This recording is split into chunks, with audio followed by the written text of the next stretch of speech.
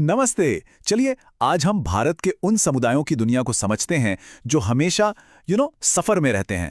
हाँ, हम बात कर रहे हैं हमारे चरवाहों की, जिनकी जिंदगी ना पहाड़ों और मैदानों की एक खास लय पर चलती है। शुरुआत करते हैं इस कमाल की तस्वीर से। ये देखिए, ये जड़वाल हिमालय का एक खूबसूरत नज़ारा है जहां भेड़ों का एक बड़ा सा झुंड हरे भरे मैदान में चर रहा है। असल में ये चरवाहे हमेशा एक जगह से दूसरी जगह सफर में रहते हैं और उनका यही सफर, यही मूवमेंट इस पूरी कहानी का अ वेरी इंपॉर्टेंट पार्ट है।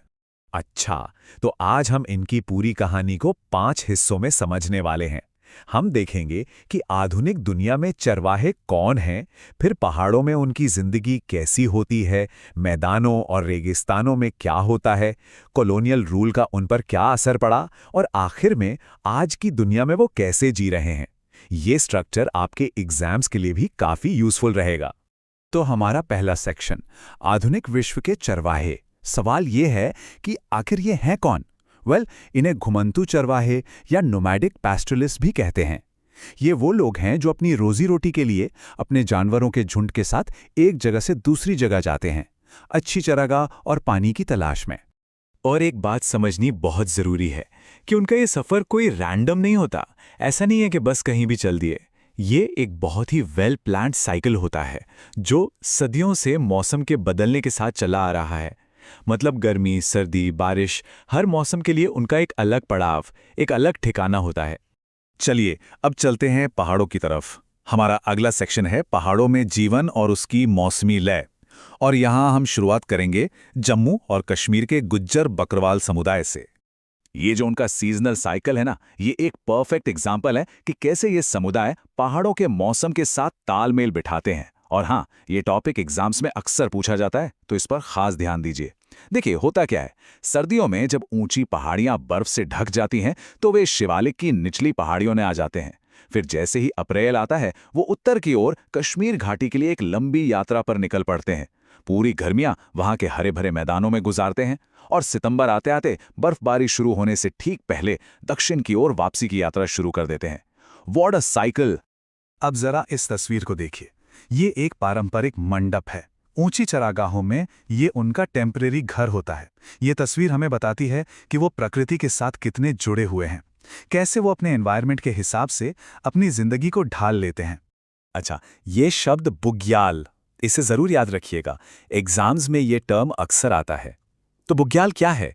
ये 12,000 फीट से भी ज़्यादा ऊंचाई पर मौजूद विशाल नेचुरल पास्चर्स हैं।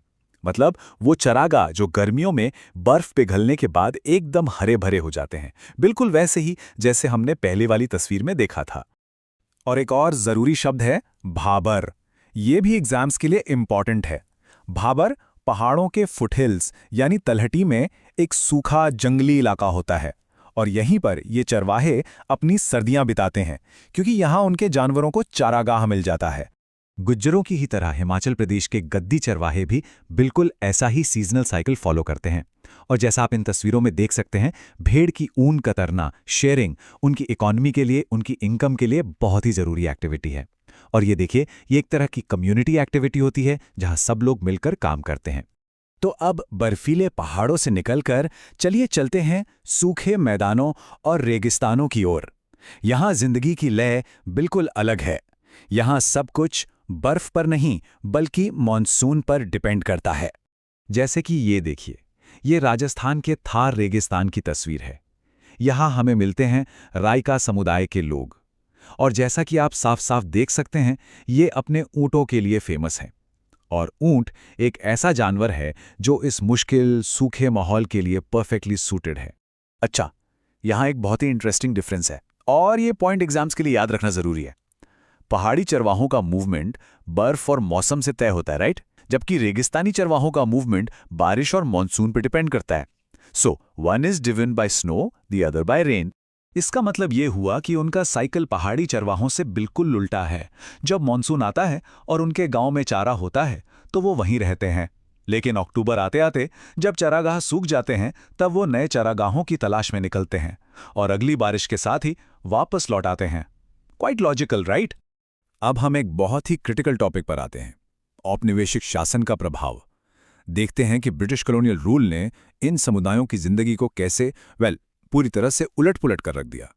हुआ ये कि औपनिवेशिक सरकार ने कई ऐसे कानून बनाए जिनसे इन चरवाहों की फ्री मूवमेंट और उनके ट्रेडिशनल राइट्स पर बहुत बुरा असर पड़ा। जैसे फॉरेस्ट एक्ट्स आए जिनसे जंगलों को रिजर्व्ड या प्रोटेक्टेड घोषित कर दिया गया, मतलब अब वो वहां जा नहीं सकते थे। फिर वेस्टलैंड रूल्स के तहत खाली जमीनों पर सरकार ने कब्जा कर लिया। इतना ही नहीं, ग्रेजिंग टैक्स लगा दिया गया, मतलब हर जानवर को चराने पर टैक्स देना पड़ता था। और सबसे बड़ी बात, बॉर्डर्स बना दी गईं, जिससे उनका एक रीजन से दूसरे रीजन में जाना ही बंद हो गया। ये जो कोट आप देख रहे हैं, ये नामीबिया के एक चरवाहे का है। वो कहते हैं, सीमाएं हमें मार रही हैं। अब हम उन जगहों पर नहीं जा सकते जहां हम लंबे समय से जाते रहे हैं। ये सीमाएं जीवन को कठिन बना रही हैं। और ये दर्द सिर्फ उनका नहीं था, ये दुनिया भर के चरवाहा समुदायों ने महसूस किया, जब नई बॉर्डर्स ने उनके सदियों पुराने रास्ते ही बंद कर दिए। और इन सबका नतीजा क्या हुआ? सीधा सा नतीजा था चरागाहों की भारी कमी, पास्चर्स श्रिंक हो गए। और इसका सीधा मतलब था उनकी लाइवलीहुड, उनकी आजीविका पर एक कांस्टेंट खतरा। जानवरों और लोगों दोनों पर जबरदस्त प्रेशर पड़ गया। तो सवाल ये उठता है कि इतनी मुश्किलों के बाद आज की मॉडर्न वर्ल्ड में ये समुदाय कैसे सर्वाइव कर रहे हैं? चलिए इसी पर बात करते हैं हमारे फाइनल सेक्शन में। आज की दुनिया में चरवाहे, उनका अडैप्टेशन और सर्वाइवल। और ये तस्वीर उनकी आज की हकीकत को ब्रिलियंटली दिखाती है। देखिए कैसे ये चरवाहे ट्रकों से भरे एक बिजी हाईवे पर अपने झुंड को लेकर जा रहे हैं। ये पुरानी और नई दुनिया का एक जबरदस्त टकराव है। This is their reality now. तो वो अडैप्ट कैसे कर रहे हैं? कई तरीकों से। उन्होंने अपने सालाना राउट्स बदलना शुरू कर दिया है, अपने झुंड का साइज कम कर रहे हैं। कई लोग अब चरवाही के साथ साथ दूसरे काम भी करने लगे हैं।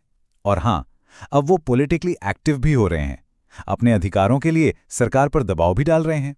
तो सबसे इंपॉर्टेंट टेक अवे ये है कि ये समुदाय अतीत का कोई रेलिक या अवशेष नहीं है, बल्कि अब तो इकोनॉमिस्ट्स और एनवायरमेंटलिस्ट्स भी ये मानने लगे हैं कि ड्राई और माउंटेनस एरियाज में रहने के लिए उनकी लाइफस्टाइल शायद सबसे सस्टेनेबल, सबसे टिकाऊ तरीका है। और ये हमें एक आखिरी और बहुत ज़रूरी सवाल पर छोड़ जाता है। आज की दुनिया जो क्लाइमेट चेंज और पानी की कमी जैसी चुनौतियों का सामना कर रही है, वो इन चरवाहों की सस्टेनेबल मोबाइल लाइफस्टाइल से क्या सीख सकती है? सोचने वाली बात है ना।